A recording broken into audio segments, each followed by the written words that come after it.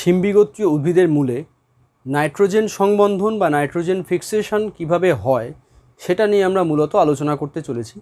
আলোচনার প্রথম অংশ হচ্ছে শিম্বিগোত্রীয় উদ্ভিদ বা লেগুমিনোসি গোত্রের যে সমস্ত উদ্ভিদ তাদের মূলে অর্বুদ গঠন বা নোডিউল ফর্মেশন এটা কিভাবে হয় সেটা প্রথমে আলোচনা করব।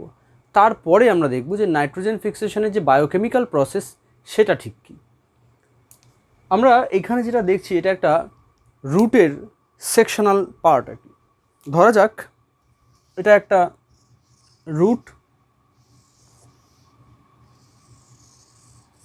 রুটের আমরা এখান থেকে রুট হেয়ার উঠে আছে। রুট হেয়ার অবশ্য সব জায়গায় থাকে না। আমরা ধরবো যে এটা মূলরোম অঞ্চল, এটা বর্ধনশীল অঞ্চল, এখানে মূলত্র অঞ্চল। তো মূলরোম অঞ্চলে মূলরোম আছে, আমরা এর এইরকম খানিকটা অংশ দেখতে পাচ্ছি। তো এই খানিকটা অংশ যে দেখছি সেখানে এটা হচ্ছে এপিব্লেমা, একদম মূলের বাইরের ত্বক। এখানে আছে তার স্টিলি বা কেন্দ্রস্তম্ভ যেখানে জাইলেম ফ্লোয়েম ইত্যাদি থাকে। তো সেটা আমরা এইখানে দেখাইনি, আমরা কর্টেক্সের খানিকটা অংশ, এটা কর্টেক্স বা বহিস্তর, আর এটা বহিস্তক বা মূলের ক্ষেত্রে বহিস্তকের নাম হচ্ছে এপিব্লেমা, সেটা আমরা দেখাচ্ছি। এবং এই এপিব্লেমা থেকেই আমরা দেখতে পাচ্ছি যে এপিব্লেমার কোষ থেকেই মূলরোম তৈরি হয়েছে। মূলরোম এককোষী, এই এপিব্লেমার যে কোষ তারই উপবৃদ্ধির মতন। তো আমরা এই যে স্ট্রাকচার দেখছি এটা মূলের স্ট্রাকচার। তো এই মূলের যে মূলরোম কোষ, এই কোষ থেকে কিছু কিছু কেমিক্যাল সিক্রেটেড হয়, যেমন লেকটিন, যেমন হোমোসেরিন, বিভিন্ন রকম ফ্ল্যাভোনয়েডস। এই যে সিক্রেটেড কেমিক্যালস, এইগুলির দ্বারা মাটিতে থাকা রাইজোবিয়াম ব্যাকটেরিয়ারা অ্যাট্রাক্টেড হয়। তার মানে শিম্বিগোত্রীয় উদ্ভিদের মূলে আগে থেকে তো ব্যাকটেরিয়া থাকতে পারে না। একটি কোনো শিম গাছ বা ছোলা গাছ, তার বীজ অঙ্কুরিত হচ্ছে, সেই সময় তো আর ব্যাকটেরিয়া তার মধ্যে নেই, ব্যাকটেরিয়া মাটিতেই আছে, রাইজোবিয়াম হোক, ব্র্যাডি রাইজোবিয়াম হোক, মাটিতেই আছে। মূল যখন মাটিতে মূল তৈরি হয়ে মাটিতে যখন নামছে, তখন ওই যে খরিত উপাদানগুলো সেইগুলোর দ্বারা ব্যাকটেরিয়ারা অ্যাট্রাক্টেড হয়, মাটিতেই থাকে রাইজোবিয়াম। তো অ্যাট্রাক্টেড হয়ে ব্যাকটেরিয়ারা এই মূলের কোনো একটা পাশে যদি আসে, তখন কি হয়, রাইজোবিয়াম কিন্তু দণ্ডাকার ব্যাকটেরিয়া, এরকম এলো। সেই সময় ইন্ডোল অ্যাসিটিক অ্যাসিড বা অক্সিন হরমোনের সিক্রিশনের ফলে এই মূলের বৃদ্ধি হয়, এবং বৃদ্ধিটা উপরের দিকে বেশি হওয়ার জন্য বক্রতা দেখা দেয়। তার মানে এই যে রুট হেয়ার, তার একটা কার্ভেচার তৈরি হয় ব্যাকটেরিয়াগুলোকে রাখার জন্য নির্দিষ্ট জায়গায়। এই হচ্ছে কোষ প্রাচীর। কোষ প্রাচীরটা আমরা একটু মোটা করে আঁকছি, কোষটা যেহেতু বড় করে এঁকেছি সেই জন্য। এইরকমভাবে মূলরোমটির বক্রতা সৃষ্টি হলো। ওই যে বক্রতাযুক্ত অঞ্চল, তার ভিতরেই ব্যাকটেরিয়াদের থাকার একটা জায়গা তৈরি হলো। এরপর এই ব্যাকটেরিয়ারা তারা কিছু কিছু এনজাইম সিক্রেট করবে, যেমন সেলুলেজ, যেমন হেমিসেলুলেজ ইত্যাদি, যেগুলি কোষ প্রাচীরের গঠনগত উপাদান সেলুলোজ, হেমিসেলুলোজ এদের ডাইজেস্ট করতে পারে বা এদের মেটাবলাইজ করে ভেঙে দিতে পারে।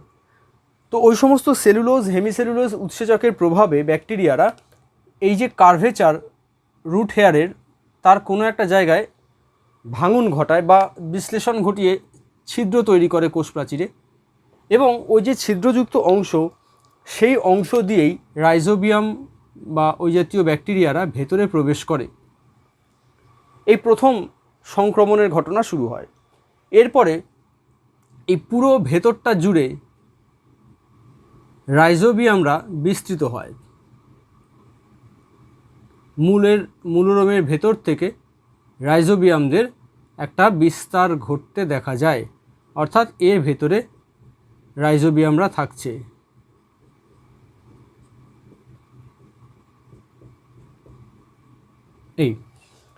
এই যে সেলের ভেতরে একটা স্ট্রাকচার তৈরি হলো, একটা মেমব্রেন বাউন্ড স্ট্রাকচার, যার মধ্যে রাইজোবিয়ামরা রয়েছে, এটাকে সংক্রমণ সূত্র বলছি আমরা।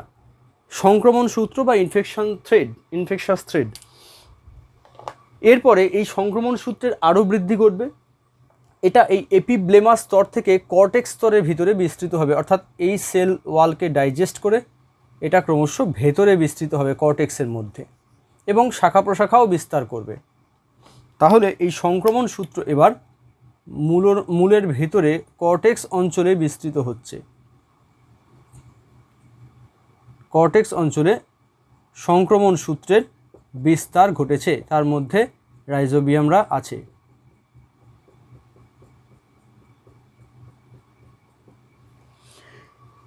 এই যে সংক্রমণ সূত্র গঠন হলো, এরপরে নড জিন ব্যাকটেরিয়ার দেহে উৎপন্ন থাকা তার যে নিউক্লিওজোম, তার মধ্যে থাকা তার যে নিউক্লিয়েড, তার মধ্যে মানে তার যে ডিএনএ, তাতে থাকা নড জিন, নডিউলাস বা নডিউল, অর্বুদের ইংরেজি নডিউল, তো সেখান থেকে নড জিন কথাটা এসছে। সেই নড জিন থেকে বিভিন্ন নড ফ্যাক্টর খরিত হয়।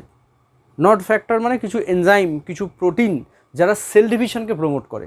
ওরা এই কর্টেক্স অঞ্চলের সেলগুলি এর ডিভিশন ঘটাতে শুরু করে, সেল ডিভিশনকে প্রমোট করে। ফলে এই সেলগুলির ডিভিশন হতে শুরু করে, সংখ্যা বাড়তে শুরু করে, এবং এটাও উত্তল হয়ে উঠতে থাকে। অর্থাৎ এই জায়গাটিকে এইবার একটু পরিবর্তিতভাবে আমাদের আঁকতে হবে। এইখানে এর এবার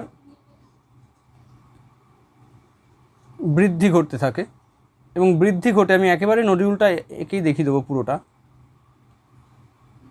নডিউল বা গুটির সৃষ্টি হচ্ছে,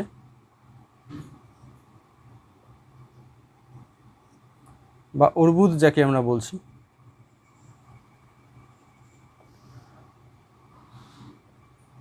এই যে সেল,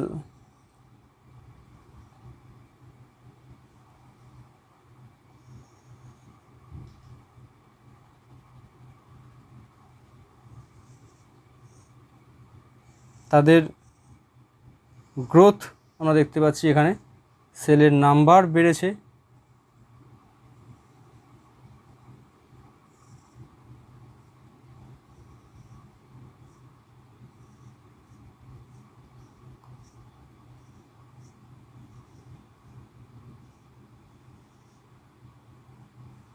এটা জাস্ট এটা আউটার কভার মতন হচ্ছে নডিউলের। এবং কর্টেক্স অঞ্চলের সেল ডিভিশন খুব ফাস্ট রেটে হয় নট ফ্যাক্টরগুলোর জন্য। তার ফলে এখানে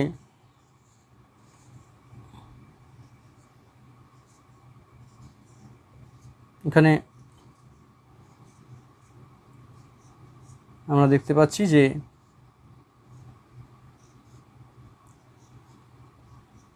সেল ডিভিশন ঘটে অনেক সেল তৈরি হয়েছে যারা নডিউল ফর্ম করেছে।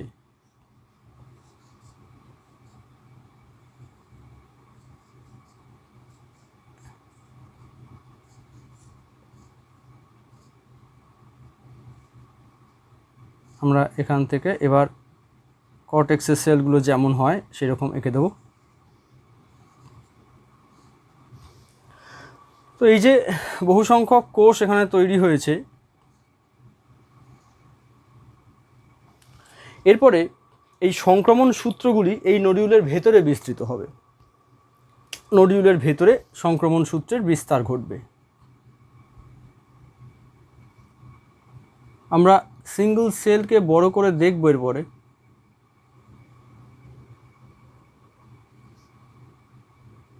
আমরা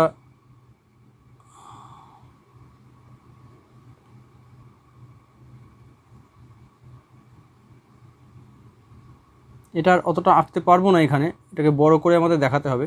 তার মানে সংক্রমণ সূত্র ক্রমশ নডিউলের যে সেল তার ভেতরে প্রবেশ করেছে। এবার আমরা যে কোনো একটি সেলকে এনলার্জ করে দেখব সেখানে কি ঘটনা ঘটছে। আমরা কোনো একটি সেলকে বড় করে দেখছি নডিউলের ভেতরকার।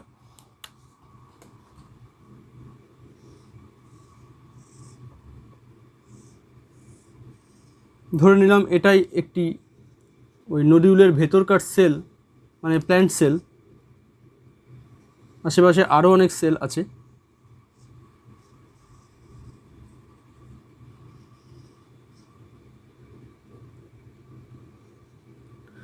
এই অবস্থায় আমরা দেখছি যে সংক্রমণ সূত্রগুলো নডিউলের যে সেল মানে প্ল্যান্ট সেল তার মধ্যে প্রবেশ করেছে। সংক্রমণ সূত্র প্রবেশ করেছে করে তার অগ্রভাগগুলি এরকম স্ফীত হয়ে উঠেছে। এবং একটা সেলের মধ্যে অনেকগুলি সংক্রমণ সূত্র, অনেকগুলি এরকম বাল্ব লাইক স্ট্রাকচার তৈরি হতে পারে। এবং এই বাল্ব লাইক স্ট্রাকচার, এই যে মেমব্রেন, একে আমরা বলি পেরিব্যাকটেরয়েড মেমব্রেন। ব্যাকটেরয়েড বা ব্যাকটেরয়েড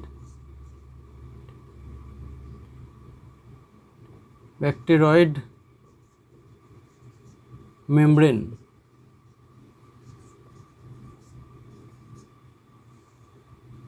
এর ভেতরে রাইজোবিয়ামের যে সেলগুলি, মানে ব্যাকটেরিয়ার সেলগুলি, সেগুলি একটু এনলার্জড হবে, এখন আকারে বড় হবে, এবং এরা আর মূলের সেল থেকে সেলে চলাফেরা করবে না। এরা এক একটি এই পেরিব্যাকটেরিয়াল মেমব্রেনের ভেতরে স্থির হয়ে থাকবে। এই যে আকারে বড় এবং স্থির হয়ে যাওয়া দশা, এটাকে ব্যাকটেরয়েড বলা হয়। তো এই এক একটি পেরিব্যাকটেরিয়াল মেমব্রেনের ভেতরে বহু সংখ্যক ব্যাকটেরয়েড আমরা দেখতে পাবো আছে। তাহলে এই ভেতরকার এই ব্যাকটেরিয়ার সেলগুলোকে এখন আমরা বলছি ব্যাকটেরয়েড বা ব্যাকটেরয়েড।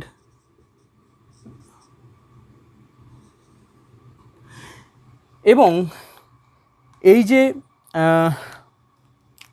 পেরিব্যাকটেরিয়াল মেমব্রেনের দ্বারা গঠিত যে ভেসিকলগুলো, তার ভেতরে এবং প্ল্যান্ট সেলের সাইটোপ্লাজমেও লেগ হিমোগ্লোবিন নামের একরকম বিশেষ হিমোগ্লোবিন লাইক স্ট্রাকচার থাকে, যেটা ব্যাকটেরিয়া, এই রাইজোবিয়াম কিন্তু অ্যানক্সিজেনিক না, মানে অ্যানারোবিক ব্যাকটেরিয়া না, এরোবিক ব্যাকটেরিয়া। ওর রেসপিরেশনের জন্য অক্সিজেন প্রয়োজন। এই যে লেগ হিমোগ্লোবিন, এর কাজ হচ্ছে অক্সিজেনকে ব্যাকটেরিয়ার সেলের ভিতরে, ওর মেমব্রেনে যেখানে রেসপিরেশন হয় সেইখানে পৌঁছানো। ব্যাকটেরিয়ার সেলের ভেতরে নাইট্রোজিনাস এনজাইমের সংস্পর্শে অক্সিজেন যদি আসে, নাইট্রোজিনাসের কাজ ব্যাহত হয়। সেই জন্য নাইট্রোজিনাস এর কন্ট্যাক্টকে অ্যাভয়েড করে শুধু রেসপিরেশন মেমব্রেনে যেখানে হয় সেইখানে অক্সিজেনকে পৌঁছে দেওয়ার কাজ করে লেগ হিমোগ্লোবিন। আমরা এখানে যেটা দেখলাম সেটা হচ্ছে এই নোডিউল ফর্মেশন এবং নোডিউলের মধ্যে ব্যাকটেরয়েড ফর্মেশন কিভাবে হলো সেই বিষয়টি। এরপরে আমরা দেখব সেটা হচ্ছে যে নাইট্রোজেন ফিক্সেশন, এই যে প্রসেসটি, সেটা কীরকম, মানে তার বায়োকেমিক্যাল প্রসেসটা ঠিক কীরকম। এবার আমরা নাইট্রোজেন সংবন্ধন বা নাইট্রোজেন ফিক্সেশনের যে বায়োকেমিক্যাল প্রসেস, সেটা নিয়ে আলোচনা করব। নাইট্রোজেন সংবন্ধনের মূল ঘটনাটা হচ্ছে, মানে নাইট্রোজেন ফিক্সেশন মানে হচ্ছে নাইট্রোজেনকে অ্যামোনিয়ায় পরিণত করা নাইট্রোজিনেজ এনজাইমের সাহায্যে। তো ব্যাপারটা এরকম হয় যে নাইট্রোজেন এর সাথে 8টি ইলেকট্রন প্লাস 8টি প্রোটন বিক্রিয়া করে, মানে হাইড্রোজেন বিক্রিয়া করে। এই রিঅ্যাকশনের জন্য দরকার হয় এটিপি। আমরা এটাকে এভাবে লিখতে পারি, প্লাস 16 এটিপি। এটা আমরা পরে প্রসেসটা দেখাবো যে কীভাবে এটা তৈরি হয়। তো রিঅ্যাকশন ঘটে যেটা তৈরি হয় সেটা হচ্ছে যে অ্যামোনিয়া 2 অণু তৈরি হয়, প্লাস হাইড্রোজেন একটি পরমাণু অণু তৈরি হয়, এর সঙ্গে তৈরি হয় 16 ADP প্লাস 16 PI বা ইনঅর্গানিক ফসফেট। এটা হচ্ছে ওভারঅল ইকুয়েশন, সমীকরণটি, মানে সমীকরণটি হচ্ছে এইরকম, ইকুয়েশনটি এরকম। এবং এর জন্য নাইট্রোজিনেজ এনজাইম দরকার হয়, নাইট্রোজিনেজ। এখন এই প্রসেসটা ঠিক কিভাবে ঘটে আমরা দেখব। এটার জন্য ইলেকট্রন ট্রান্সপোর্ট সিস্টেম একটা কাজ করে। এই ঘটনাটা ঘটবে কোথায়? ব্যাকটেরয়েড সেলের ভিতরে হবে। যেগুলো ব্যাকটেরিয়া, রাইজোবিয়াম, ব্র্যাডিরাইজোবিয়াম এটসেট্রা, তাদের যে ফর্ম, যেটাকে ব্যাকটেরয়েড বলছি আমরা, আকারে বড় এবং নিশ্চল, তার ভেতরে এটা ঘটবে। এখন প্রশ্ন হচ্ছে, নাইট্রোজেন ফিক্সেশন তো শুধু মিথজীবী ব্যাকটেরিয়ার ক্ষেত্রে হয় না, স্বাধীনজীবীদের ক্ষেত্রে হয়। অ্যাকচুয়ালি স্বাধীনজীবী ব্যাকটেরিয়া যারা, অ্যাজোটোব্যাক্টর, ক্লস্ট্রিডিয়াম, কিংবা সায়ানোব্যাকটেরিয়া যারা, অ্যানাবিনা, নস্টক এটসেট্রা, কিংবা ক্লেপসিয়েল্লাও স্বাধীনজীবী ব্যাকটেরিয়া। মিথজীবী ব্যাকটেরিয়ার মধ্যে রাইজোবিয়াম, ব্র্যাডিরাইজোবিয়াম ইত্যাদি, এদের সকলের মধ্যেই কিন্তু নাইট্রোজেনেজ এনজাইম তৈরি করার জন্য দায়ী নিফ জিন থাকে। নিফ এ, বি, সি, ডি, এইচ, কে এগুলি থাকে। এরা প্রত্যেকেই, এই জিনগুলি নাইট্রোজেনেজ এনজাইমের দুটো পার্ট থাকে, সেই পার্ট গঠনের, দুটো অংশ গঠনের জন্য দায়ী, এবং নাইট্রোজেনেজ এনজাইমের যে অ্যাকশন তার রেটকে আপ রেগুলেট বা ডাউন রেগুলেট, মানে সেটাকে পজিটিভলি, মানে সেটাকে হতে সাহায্য করা বিক্রিয়াকে, নাইট্রোজেনেজ এনজাইমের ক্রিয়াকে সাহায্য করা অথবা বাধা দেওয়ার কাজটি করে থাকে। আমরা এবার স্টেপ ওয়াইজ কীভাবে ঘটে ঘটনাটি দেখে নেব। একটা কথা এখানে উল্লেখ করা প্রয়োজন যে যারা স্বাধীনজীবী ব্যাকটেরিয়া, নাইট্রোজেন ফিক্সিং ব্যাকটেরিয়া, আর যারা মিথজীবী নাইট্রোজেন ফিক্সিং ব্যাকটেরিয়া, তাদের এই নাইট্রোজেন ফিক্সেশনের বায়োকেমিক্যাল প্রসেসে কিছু ডিফারেন্স আছে, কিন্তু মূল ব্যাপারটা কিন্তু উভয় ক্ষেত্রে একই রকম।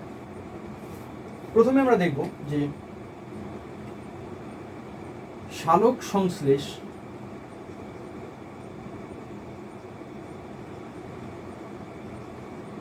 বা শ্বসনের ফলে তৈরি হওয়া ইলেকট্রন ই মাইনাস, এই ইলেকট্রন ব্যাকটেরিয়ার কোষের মধ্যেই সালোক সংশ্লেষ হোক বা না হোক শ্বসন তো হচ্ছে, তো সেটা এর ইলেকট্রন ট্রান্সপোর্ট সিস্টেমে থাকা ফেরিডক্সিন দ্বারা প্রথমে গৃহীত হবে। Ferredoxin, FD. এই ফেরিডক্সিনের মধ্যে যে আয়রন আছে শুরুতে, সেটা আমরা দেখছি যে এটা জারিত অবস্থায় আছে।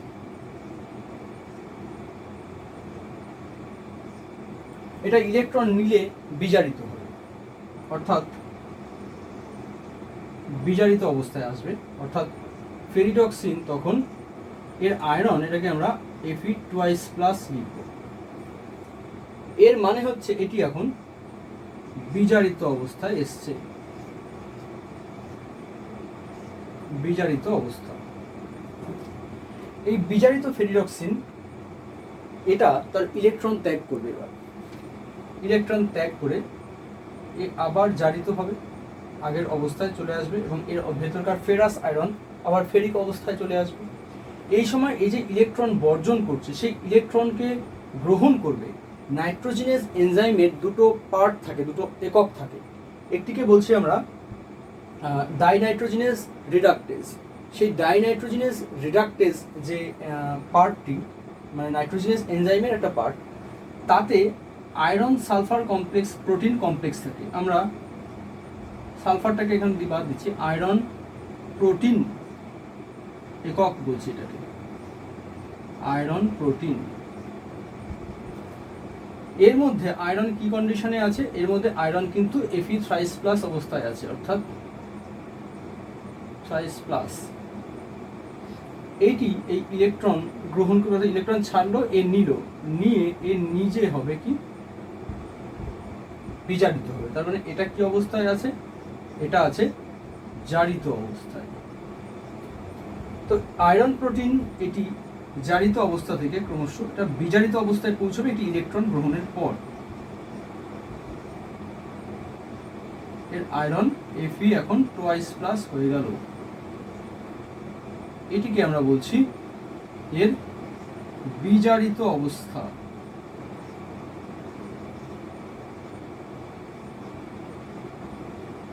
বিজারিত অবস্থা।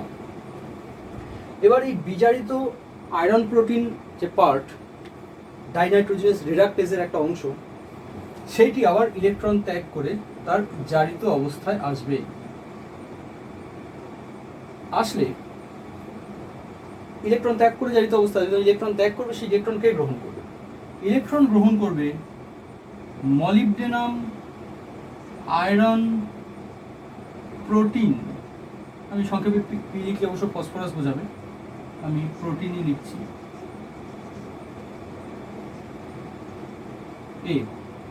এর মধ্যেও আয়রন যে অবস্থা আছে তার অবস্থা থেকে অন্য অবস্থায় যাবে। এটি এখন আপাতত জারিত অবস্থায় আছে, এর আয়রন Fe3+ এখানে লিখতে হবে। তো ইলেকট্রন যেটা ত্যাগ করলো মলিবডেনাম আয়রন প্রোটিন কমপ্লেক্স, অর্থাৎ ডাইনাইট্রোজেনেজ, এটা কিন্তু মানে এইটি এবং এইটি হচ্ছে নাইট্রোজেনাস এনজাইমের পার্ট, এটাকে বলছি ডাইনাইট্রোজেনাস রিডাকটেজ, তার মধ্যেকার অংশ এটা, আর এখানে হচ্ছে ডাইনাইট্রোজেনেজ, তার মধ্যেকার অংশ হচ্ছে এটা। তো জারিত থেকে বিজারিত অবস্থায় আসবে মলিবডেনাম, আয়রন, প্রোটিন, এটা বিজারিত হচ্ছে ইলেকট্রন নিয়ে। এরপরে এ আবার জারিত হবে এবং জারিত হওয়ার সময় ইলেকট্রন ত্যাগ করবে। এবার এই যে ইলেকট্রন ত্যাগ করছে ই মাইনাস, এর পরিণতি কি? এর পরিণতিটা আমি পরের স্টেপে দেখাবো আলাদা একটা দিকে। তো এখানে যেটা হচ্ছে যে এই বিক্রিয়াটা হওয়ার সময় যখন ইলেকট্রন এই বিজারিত আয়রন প্রোটিন কমপ্লেক্স থেকে মলিবডেনাম আয়রন প্রোটিন কমপ্লেক্সে চলে যাচ্ছে, সেই সময় এটিপির বিশ্লেষণ ঘটে। এটিপি, দুইটি এটিপির বিশ্লেষণ ঘটে এটিপি থেকে উৎপন্ন হয় এডিপি প্লাস 2pI। দুটি এটিপি বিশ্লেষণ ঘটে, অর্থাৎ একটি ইলেকট্রন স্থানান্তরণের সময় দুটি এটিপি বিশ্লেষণ ঘটে। এবার এই ইলেকট্রনের পরিণতি সেটা আমরা পরের স্টেপে দেখাবো। এবং তার আগে একটু উল্লেখ করে রাখি, এখানে একবার তো দেখে নিই, পরের স্টেপটা আমরা দেখাবো। এইরকম এই স্টেপটা 8 বার ঘটলো, তার মানে 8টা ইলেকট্রন যা শ্বসন বা সালোক সংশ্লেষের ফলে উৎপন্ন হয়েছিল, ইলেকট্রন বাহকের মাধ্যমে বাহিত হতে হতে শেষ পর্যন্ত নাইট্রোজেনের কাছে পৌঁছচ্ছে। তার মানে একটি N2 তার কাছে এরকম 8 বার এই স্টেপটা পরপর ঘটে 8টি ইলেকট্রন পৌঁছচ্ছে, আর কোষে আগে থেকেই 8টি প্রোটন উপস্থিত আছে।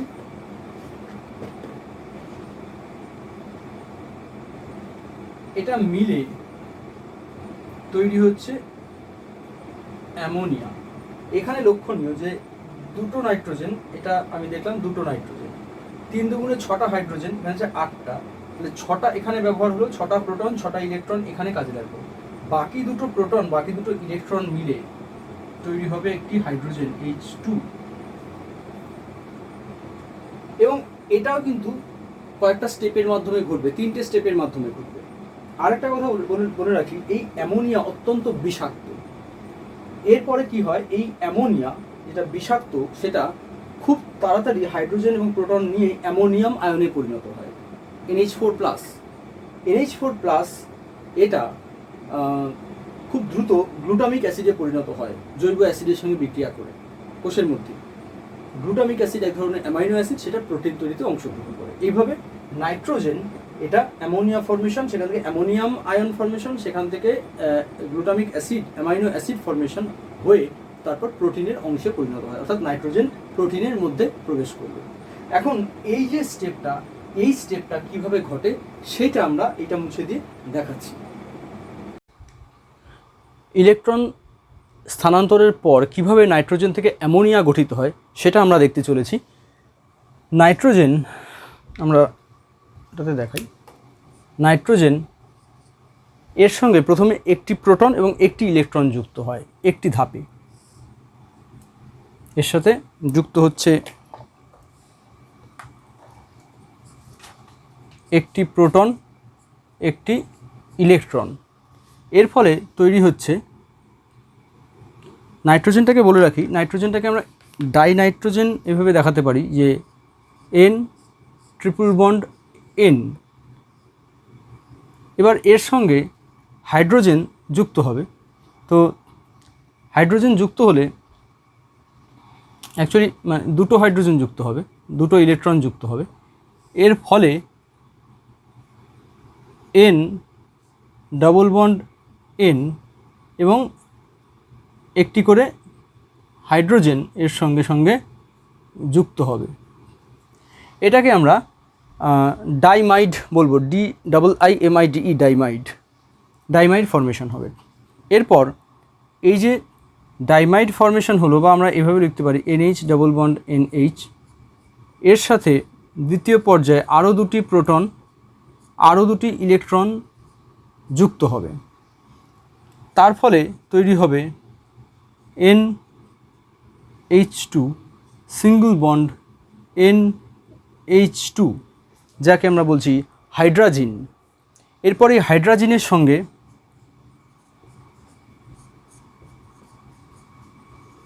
আরও দুটি প্রোটন এবং আরও দুটি ইলেকট্রন যুক্ত হলে তৈরি হবে NH3, এবং সেটা অবশ্যই দুইটি। এখন আমরা দেখতে পাচ্ছি যে দুটি চারটি, দুটি ছটি ইলেকট্রন এবং ছটি প্রোটন ব্যবহার হয়। আমরা মূল সমীকরণে একেবারে শুরুতেই 8টি প্রোটন 8টি ইলেকট্রন দেখিয়েছিলাম। সেই বাকি প্রোটন এবং ইলেকট্রন মিলে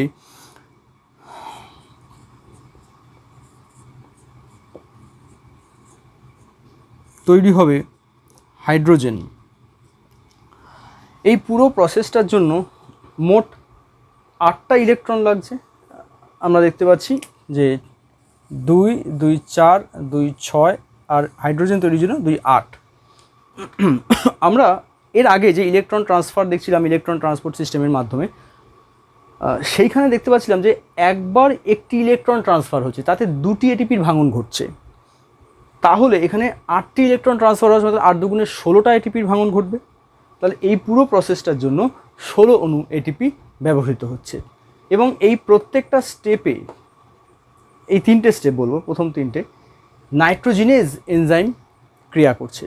নাইট্রোজিনেজ এনজাইম তার প্রভাবে নিফ জিন থেকে তৈরি হওয়া নাইট্রোজিনেজ এনজাইম, যেটা রাইজোবিয়াম, ব্র্যাডিরাইজোবিয়াম, ক্লেপসিয়েল্লা, অ্যানাবিনা, অ্যাজিটোব্যাক্টর, ক্লস্ট্রিডিয়াম, নস্টক ইত্যাদি ব্যাকটেরিয়াদের মধ্যে থাকে, নাইট্রোজেন ফিক্সিং ব্যাকটেরিয়াদের মধ্যে, তাদের ভেতর নিফ জিন থেকে তৈরি হয় নাইট্রোজিনেজ এনজাইম। তার প্রভাবে ওই কোষের ভেতর কিন্তু এইভাবে নাইট্রোজেন ফিক্সেশন ঘটে। একটু আগেও যেটা বলছিলাম, এই অ্যামোনিয়া খুব অল্প সময়ের মধ্যে অ্যামোনিয়াম আয়ন হবে, তারপর সেটা অ্যামাইনো অ্যাসিডে কনভার্টেড হবে, যেটা প্রোটিন তৈরিতে অংশগ্রহণ করবে। তো এইভাবেই নাইট্রোজেন ফিক্সেশন হয়। আমরা নাইট্রোজেন ফিক্সেশনের প্রসেসটা এখানে শেষ করলাম।